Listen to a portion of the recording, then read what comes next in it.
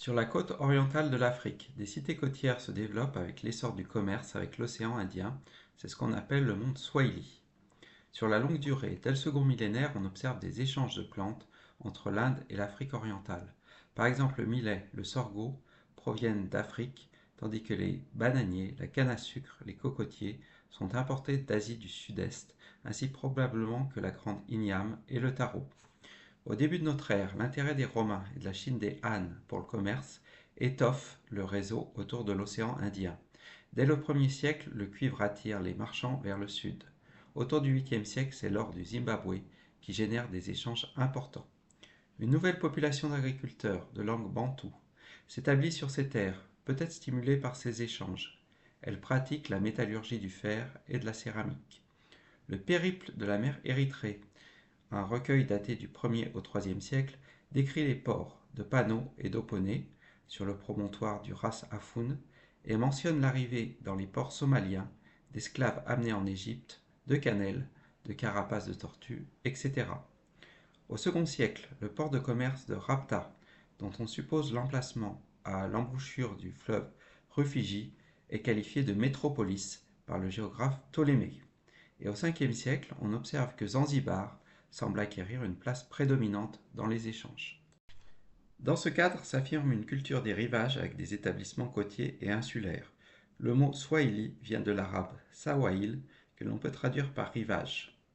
Les marchands islamiques pratiquent le commerce d'esclaves, qu'on appelle zanj, qui sont différents des abyssins puisqu'ils viennent de la Corne d'Afrique, ainsi que le commerce du copal, une résine odorante, ou de l'ambre gris, une sécrétion du cachalot utilisée pour les parfums, de l'écaille de tortue, de la peau de panthère, de l'or, du fer, etc. Au 7e siècle, la diffusion d'une langue bantoue, le sabaki, du sud-est de la Somalie vers le sud, montre l'expansion de communautés marchandes qui sont d'abord liées à Oman et au golfe Persique. Ce monde swahili donne une floraison de création.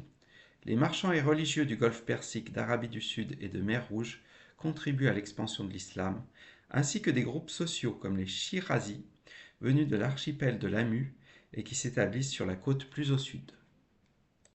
On observe la construction de mosquées avec des mihrabs en blocs de corail taillés très décorés, et l'islam s'adapte aux cultures locales, incorpore le culte des ancêtres et des esprits.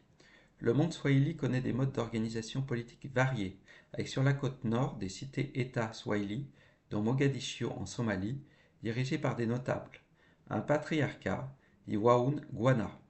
Au sud des cités Shirazi, tel le sultanat de Kilwa en Tanzanie, avec un souverain doté de régalia, de symboles de sa royauté. Dans les cités côtières, le développement d'une industrie textile permet de fournir les alliés en tissu, de renforcer les alliances et d'obtenir produits bruts et esclaves.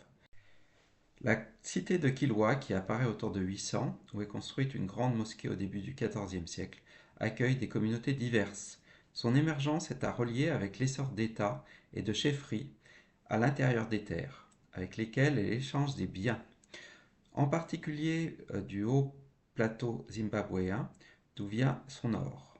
On a retrouvé à Mapungubwe, à la frontière de l'Afrique du Sud, des tombes d'élite qui contrôlaient ces échanges avec des perles et des figurines en or, la plus fameuse représentant un rhinocéros.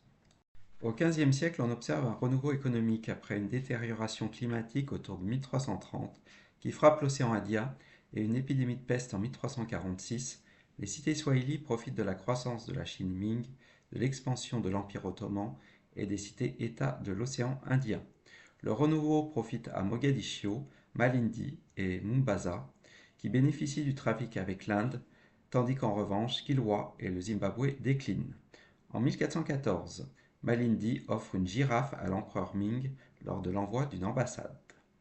Dès la fin du premier millénaire, les Swahili voyagent dans l'océan Indien vers les îles Comores et Madagascar. Et au XVe siècle, des groupes musulmans liés à la culture swahili s'établissent dans certaines régions du nord-est et du nord-ouest de Madagascar. On y observe alors la diffusion de l'islam dans certaines communautés côtières, l'adoption de pratiques commerciales liées au monde swahili, l'utilisation de l'écriture arabe pour transcrire le malgache. Au nord-ouest de l'île, la ville nouvelle de Langani remplace alors Maileaka, la principale ville de l'île fondée autour de l'an 1000. Les cités malgaches sont bâties en calcaire corallien, comme celles de la côte africaine, avec un décalage dans le temps, une simplification des formes. À la fin du XVe siècle, le contournement de l'Afrique par Vasco de Gama ouvre la porte des Indes aux Portugais. Le contrôle des escales de la côte orientale de l'Afrique de l'Est devient alors pour eux stratégique. En 1503, ils pillent Langani et remportent étoffes, or et argent. Et en 1505, ils brûlent Mombasa. Sa concurrente Malindi, puis l'archipel de Lamu, tirent cependant parti de la situation, ainsi que la ville de Paté, située au confluent des sphères d'interaction portugaise et arabe.